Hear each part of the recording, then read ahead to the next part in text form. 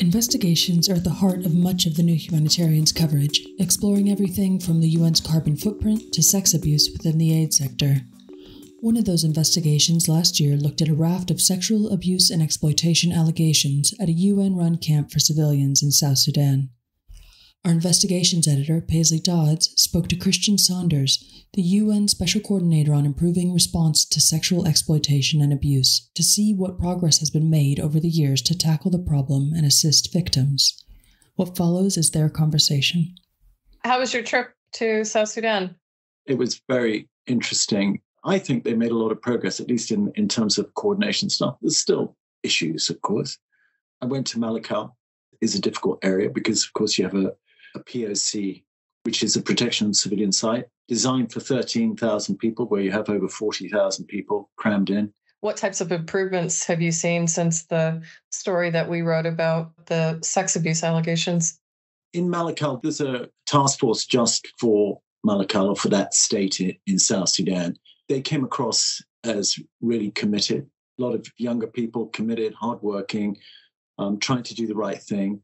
The community-based complaints mechanism and the community groups, again, came across as really interested. Some asks, but not substantial asks, to help them with their work in the community. The real issue is overcrowding in the POC. The other issues, just practical steps like not leaving empty sea containers around with open doors, or ensuring that there aren't illegal access points into the POC. Just simple, practical measures that can be taken and are being taken in order to reduce the risks. In terms of overcrowding, that is one of the things that we were hearing about at the time that we did the investigation. But it was also at a time after the floods, and the UN was particularly worried about more people actually getting into the camp. Is that still the case? Is there still a fear that more people will eventually go into the camp or be allowed into the camp?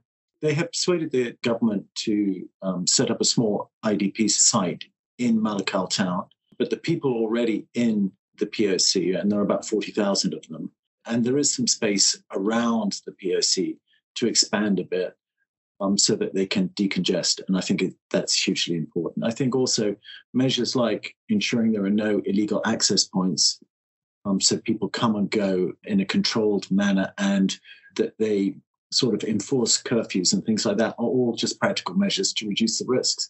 Just sort of setting the parameters, just how much power you actually have in your position to change things, and how that works when you have suggestions, the process in terms of getting those suggestions through to implement the actual changes. I actually have no power. The power is in my position, but I have no direct authority over anything or anyone. So it's really the power of persuasion, of putting forward logical arguments, of putting forward mechanisms that will reduce duplication, will simplify, will improve the effectiveness, will improve the coordination, will reduce resourcing, or arguments conversely to increase resourcing where it's needed. I know this organization very well. I also work for a number of the other UN entities. I work for UNHCR in Rwanda. I've worked for UNFPA. I've worked for a number of NGOs as well. So I know the NGO side. I know a lot of people within the UN system. I know which buttons to press to try and make things work. So talk me through what you have been successful on in terms of your powers of persuasion and trying to get things done since you have stepped into your role. I come from an operational background. And so, for example, in South Sudan, but also in the other missions and countries I visited, I have put forward practical suggestions to improve, again, to reduce duplication, to improve coordination, to improve the coherence of our response. And these have been accepted. For example, the practical measures in terms of reducing risks in the Malakal POC, the force commander in South Sudan implemented those within 24 hours. So I think I've improved coordination between the UN system and the NGO community during the period that I've been here. Again, I've said this several times, my belief is that if we're going to be successful in combating sexual exploitation and abuse, we need to leave our logos and our egos at the door and work as one team, irrespective of whether we work for a small NGO or the largest UN entity. And besides mitigating the risks and reducing risks in South Sudan, are there any other specific points that you can elaborate on or expand on? If I look back at the tenure of this Secretary General and when he came into office in 2017, which is about 6 years ago, one of the first things he did, as you know, was to set up a task force to look at sexual exploitation and abuse and how the UN could do things better. I was part of that task force at that particular time, and that was really where I learned a lot about the issue. The UN likes to describe it as a game-changing new strategy. I think it was in many ways. It changed the focus from fallout to reputational damage to one where we put the victims front and center and recognize the fact that we have a huge accountability to the victims. It talked about no impunity, and then the remaining two pillars were to work much closer with civil society, recognizing the huge input that they could provide to improving the way we address SCA, and also in terms of improving our communications on this particular issue. The Victims' Rights Advocates Office was established. There was a Victims Assistance Protocol that was established, a number of senior victims' rights officers in very high-risk missions. There's huge improvement in terms of coordination at the field level, in terms of PSCA networks or task forces, and working more closely together in developing training materials, a coherent framework, lots of policies, procedures, systems, and the like. To be frank, we probably have too much information out there now in terms of policies and procedures, and it's not always written in the most understandable language. So we're going to look now at reducing the duplication, simplifying, streamlining the language. Also recognizing that many of the people that are employed by the UN or serve under the UN's flag, like peacekeeping troops, have limited language abilities in one of the 6 UN languages. They also have limited education. So I heard a phrase a few weeks ago, does it pass the granny test? And I think that's very important, that what we do in terms of training, in terms of policies and procedures, has to be understandable to everybody, because sexual exploitation and abuse is not just the responsibility of the resident coordinator or the PSCA coordinator. It's everybody's responsibilities, particularly every manager's responsibility, irrespective of what line of work you work in. We have ClearCheck and the Misconduct Disclosure Scheme, which two different systems. One developed by us, which is a database containing those who have been dismissed for sexual exploitation and abuse and sexual harassment charges, and those who have left during the course of an investigation. And then you have the Misconduct Disclosure Scheme, which was developed by the NGO community, which is a similar mechanism, although it works differently. I think there's a lot that's been done over the last 6 or 7 years. Where I think we have not succeeded is at the field level in operationalizing and resourcing the field level to effectively prevent and respond to sexual exploitation and abuse. And that's something that's very high on my agenda. Just going back to 2 points on the training, from an outsider's perspective, who does not work in the UN, obviously, it doesn't seem like training has worked given the repeated number of allegations. So I guess the question to you would be, how do you know when training is actually working? There is no silver bullet. There's no magic wand with sexual exploitation and abuse. You have to have a toolbox. And part of that toolbox is training. Obviously, I think face-to-face training and training tailored to specific audience, like, for example, a recent initiative by IOM and WFP, which is the International Organization for Migration and the World Food Programme, in cooperation with Translators Without Borders, has developed training and advocacy package for frontline workers and specifically aimed at those who perhaps have a lesser education, like drivers. So I think it's important, wherever possible, to do face-to-face, but face-to-face is not possible. And also it's not cost-effective. So we've got online training. Yes, I'll be the first to admit that the online training is nowhere near as effective as face-to-face. But I think you have to train people. I think you have to retrain people on a regular basis. But it is just one tool in your toolbox. One of the things that we heard in the WHO broad aid sector abuse allegations in DRC was the fact that a lot of the drivers did know about the abuse that was happening and the exploitation that was happening. Some of them were quite angry about it because it impacted the dynamics between locals and specific expat aid workers. But have drivers been given training, or is this a new thing? I think drivers have been given training.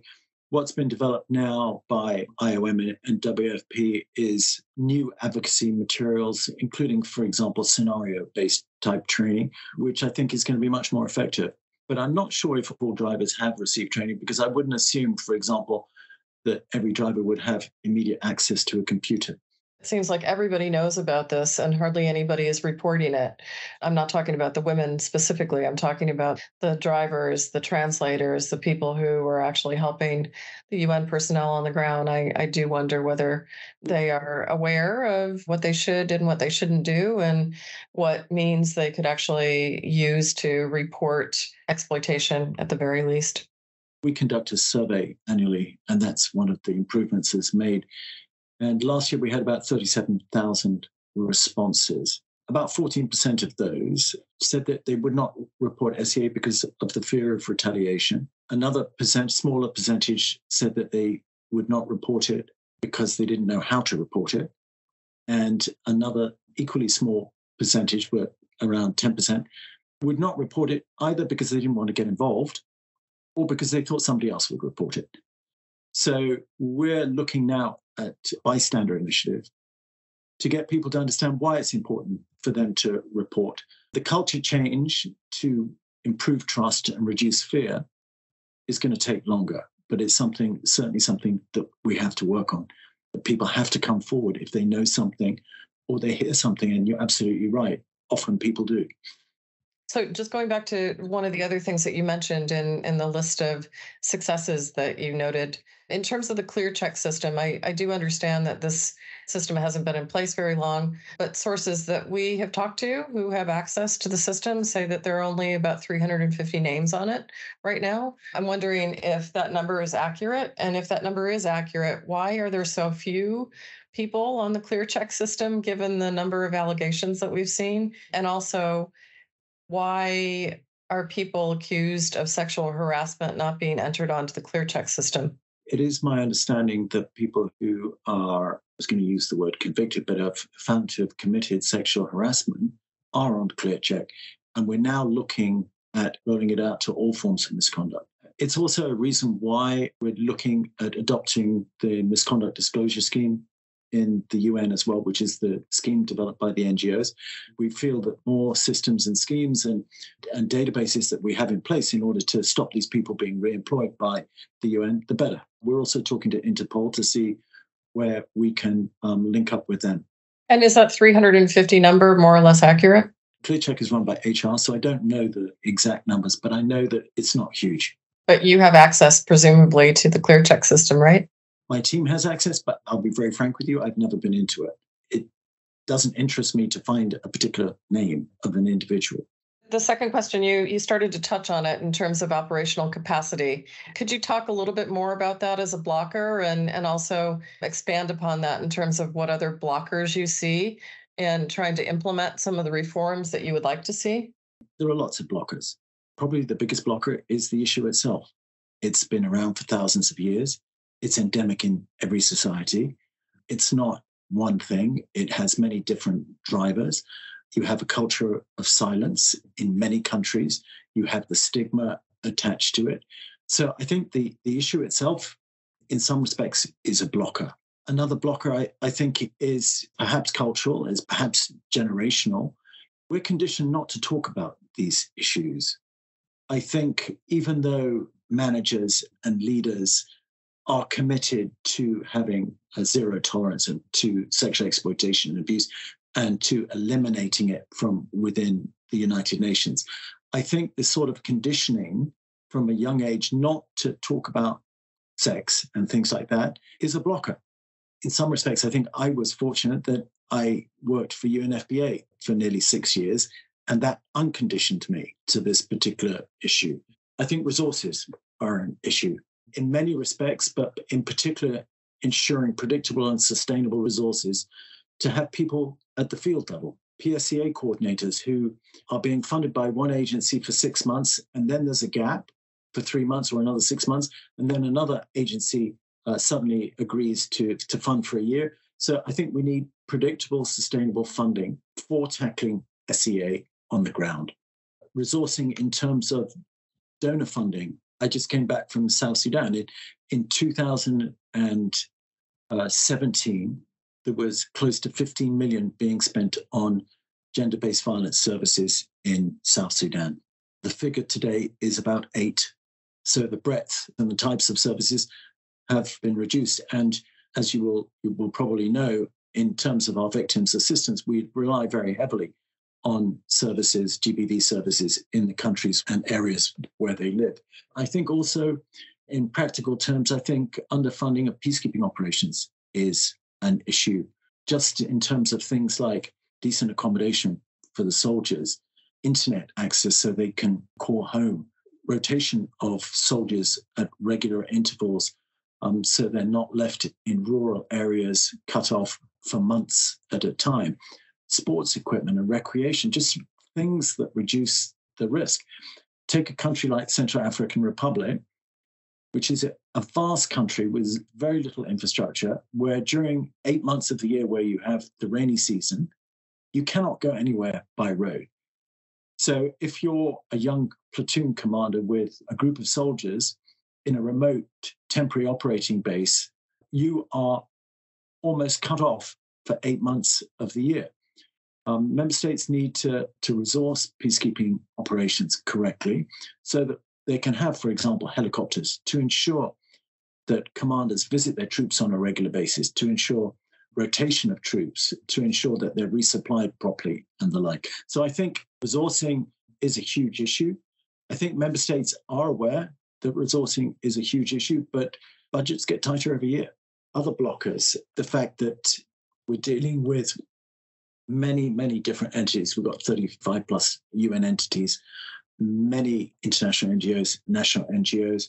They're all independent organizations, all fiercely independent, and getting people to work together is a challenge. And then member states. I think member states are a blocker because of the legislation on sexual violence, because I don't believe that they address the investigations, particularly when it's military personnel, uniformed personnel. I don't think they address the investigation process to the degree it needs to be done.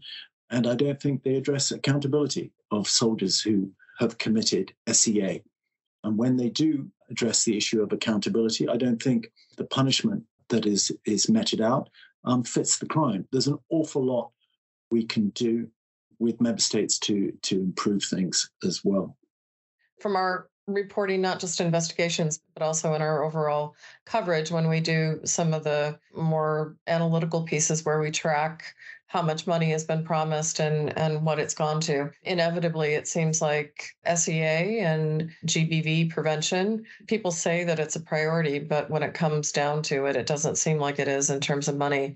How would you say it's treated in terms of a priority? If you had a pie chart with 10 priorities, where would this fall in terms of donor attention and money and also that from member states? It's a difficult question for me to answer. Clearly, in this role, I want it to be given the highest priority possible. It's not. But then we have a he said, she said sort of situation in some instances where member states say, all you need to do is ask for more money for your programs and we will give it. And then you talk to the implementers and the implementers say, well, actually, we asked for money, it gets cut out or it gets reduced. I think often the whole pot gets reduced and people probably, in order to avoid making difficult decisions, cut support to each area evenly. Sometimes that's the easiest way to do things rather than prioritizing things. You talked a little bit about your impressive track record within the UN and also within the humanitarian sector. One of my questions was in response to a lot of questions that, frankly, I got from people within the UN and also within the safeguarding space when you were appointed, in that a lot of people thought that a white guy from the global north probably shouldn't be in charge of tackling sexual abuse and exploitation, which mostly happens to women, mostly is perpetrated by men. and mostly happens in the global south because, let's face it, that's where the UN operates. So I'm just wondering if you can respond to some of those concerns and some of those criticisms. Yeah, I can understand why there would be those criticisms. I hope I was appointed based on merit. I think I was appointed based on merit. I competed in an open process. I mean, I think a number of things. I mean, you said mostly perpetrated by men. I would agree. So I think having men speak out on this issue is very important. And I think it sends a strong message. And in fact, we need more men to speak out about this issue. And I talked about it being a blockage. And I think this is something that we need to work on.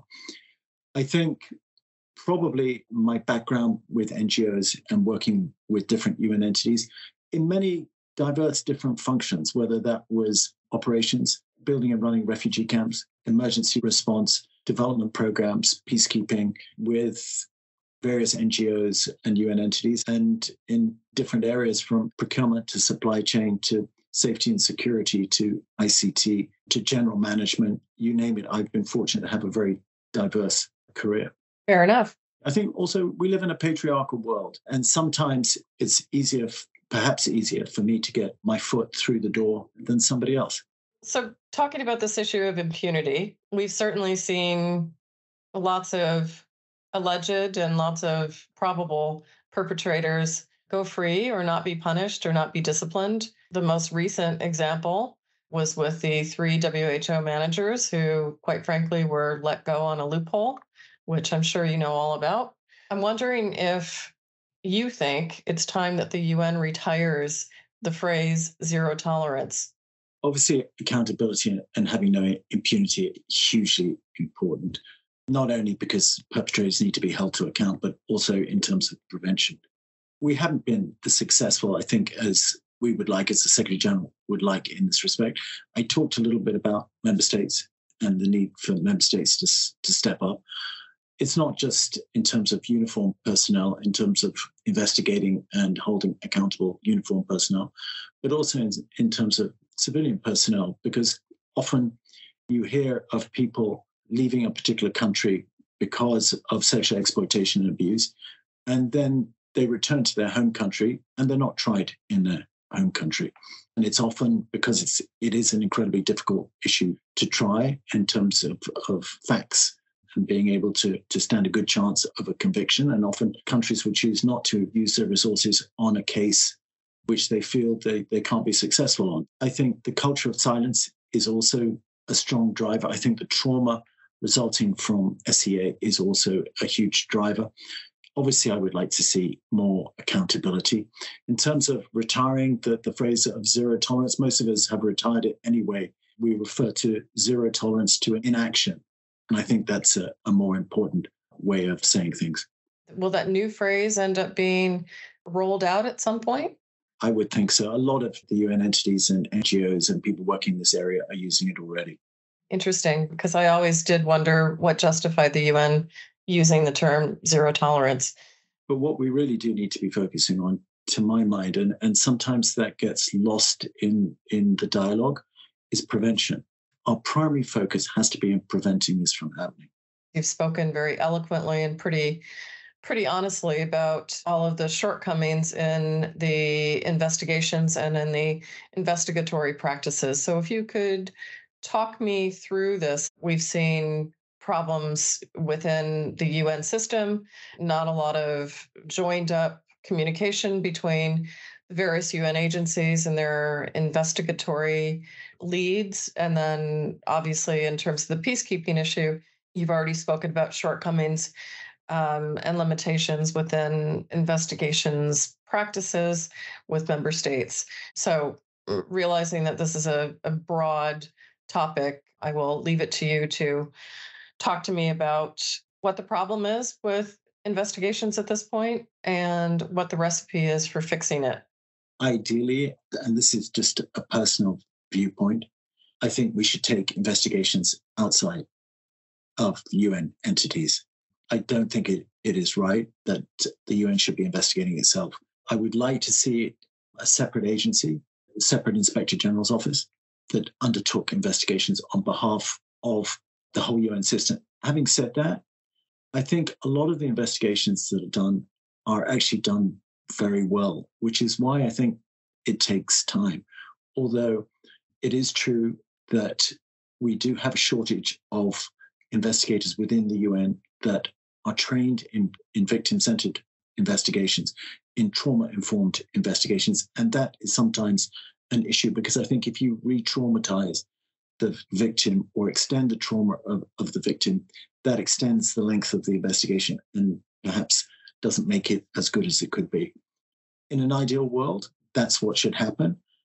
Will it happen? I would hope at some point in the UN's history it will happen. It will take quite a while, I think, for something like that to happen. It would need support of all the organizations and of member states. In the interim, I think a lot has been done to improve investigations. OIOS now has 6 teams that are specialized in victim-centered investigations. The biggest problem for most agencies is resources. And the reason investigations take so long is twofold. One is because of the lack of resources. For example, you may have 3 investigators in the Central African Republic for OIOS at present investigating 50 allegations. That takes time. I think the environment in which they have to investigate is also challenging. Again, because, for example, like you have a rainy season in Central African Republic where people are cut off for long periods of time. I think we work in humanitarian settings and in conflict-related settings, and people are on the move. And I think often victims choose to stay silent for a long period of time, and then they come forward. And also, conducting investigations like this with victims can be a protracted process because of the trauma and the stigma that is attached to these cases. So I think, yes, we would all like to see the investigations completed much quicker.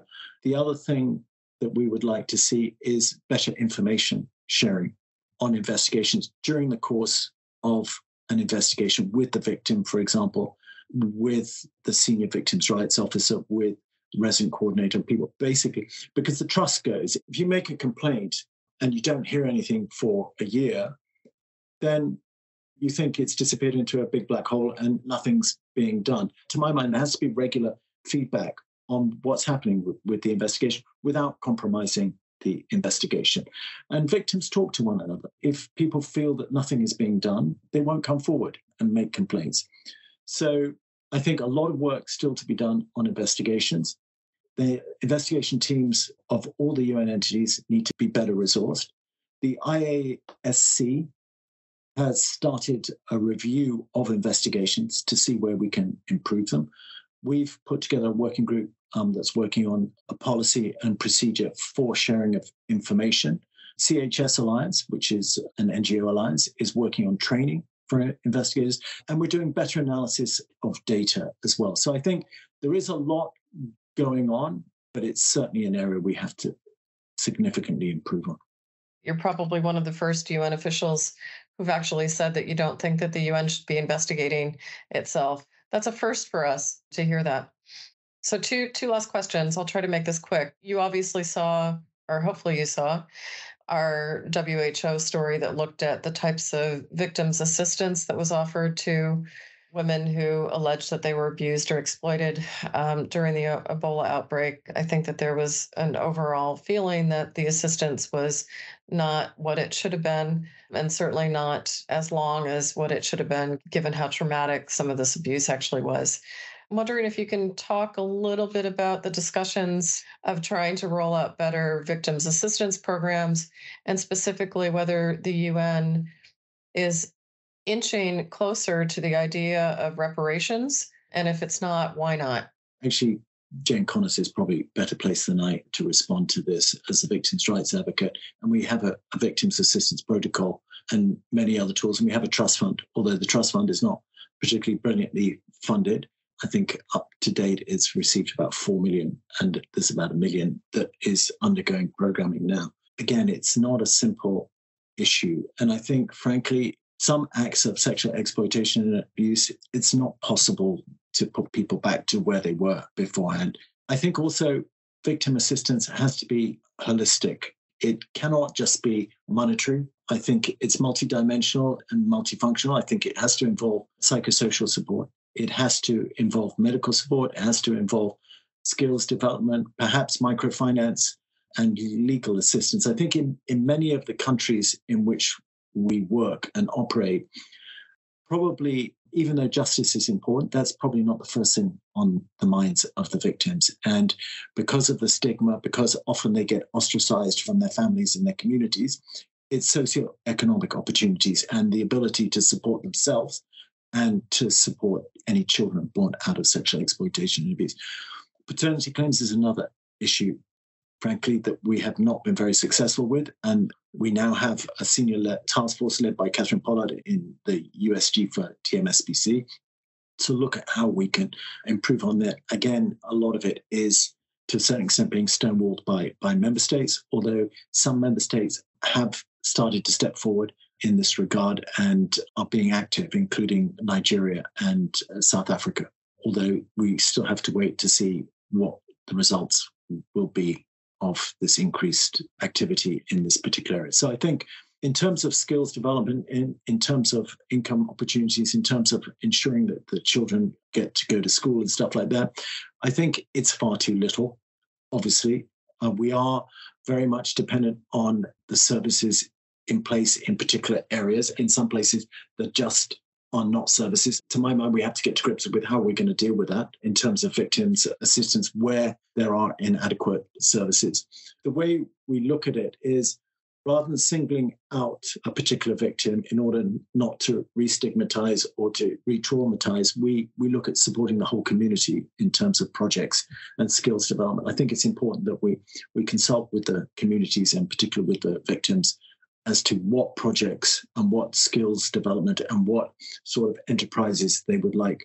Also, we need to be careful not to put them in stereotypical roles. The consultation process with the community and the victims is incredibly important. In terms of reparations, again, it's not something that I've discussed or thought about, but I do believe that reparations are not simply monetary. It has to be a holistic, multifunctional response to trying to bring back the dignity of the victim and to give them some hope for the future. I do wonder whether it's a case of semantics, but I was puzzled when WHO said pretty strongly that the UN does not pay reparations. I still am puzzled by that. As I said, I think reparations is a holistic approach, and we've already been doing it really as part of the Victims Assistance Protocol. A part of the question I didn't answer, how long should that assistance? To my mind, that assistance should be for as long as the victim needs it, and for children, for as long as they need it. The UN's position is really, it is the responsibility of the father in these types of things. We provide victims assistance from the day that somebody comes forward. We do not wait for an allegation to be substantiated. You mentioned transparency in the earlier part of the interview. One of the frustrating things for reporters, as you probably know, and not just with the UN, this happens with NGOs equally, is the fact that UN agencies don't operate in the same ways, nor do they report the same type of data in the same ways. One thing that has been frustrating for us, because it's very difficult to track whether there's a problem in specific places, is the fact that some UN agencies don't even share information about allegations in specific countries and or UN missions. What are your thoughts about that? I mean, this is obviously something that we discuss quite a lot. And in fact, we had a discussion with UN entities and NGOs earlier today. I think with peacekeeping operations, it's easier because you've got thousands of troops. And so there is anonymity to a certain extent. With UN entities, the concern, and I think it's a valid concern, and it's been discussed with the PSCA community, it's been discussed with protection and safeguarding people, is the concern that in many UN offices, you only have very few people. So if you report, then there is the potential that the alleged perpetrator can be identified. And that would compromise the due process of that individual. So that's the principal reason why the country is not mentioned. But as I said, we're looking at ways to improve transparency through additional data and also for improving the way we collect data. What other ways do you think that you could help in terms of improving transparency and better trust, not just with the people who cover the UN and the aid sector, but also outside? Because I also think that the UN, partially because of all of these repeated sex abuse scandals, still has and continues to have an issue with public trust. I don't disagree with you, and we need radical transparency on these types of issues. The UN is a political organization. So sometimes, for example, if a senior official has not done what they're supposed to do, let's say with respect to SEA, then you're not going to see that senior official handcuffed by UN security and marched out the front door. Their contract will not be renewed. They'll be quietly let go, recognizing that the UN is a political organization. And sometimes you cannot do things in the most direct way. I mean, one of the things that I hope will achieve this increased trust, not just between the media and the UN, but the public and the UN, is interviews like this, where to a certain extent I'm bearing my soul to you. Well, I appreciate you bearing your soul to me, but I'd also like to hear from you if I've forgotten to ask you something or if there's anything else that you would like to add. Well, the thing we didn't talk about is that in many organizations, SEA or PSEA is still dealt with a bit like a special measure or a project. And I think we need to institutionalize PSEA across every organization, much the same way that you have safety and security or medical. There has to be a PSEA, and we have to get better and better and closer to eliminating it. I don't think we will ever eliminate it, but I think with the tools that we're developing and with this constant focus on it, I think we can get the numbers down as close to zero with that commitment. To read more on the scandal in South Sudan and our many other investigations, go to thenewhumanitarian.org/investigations.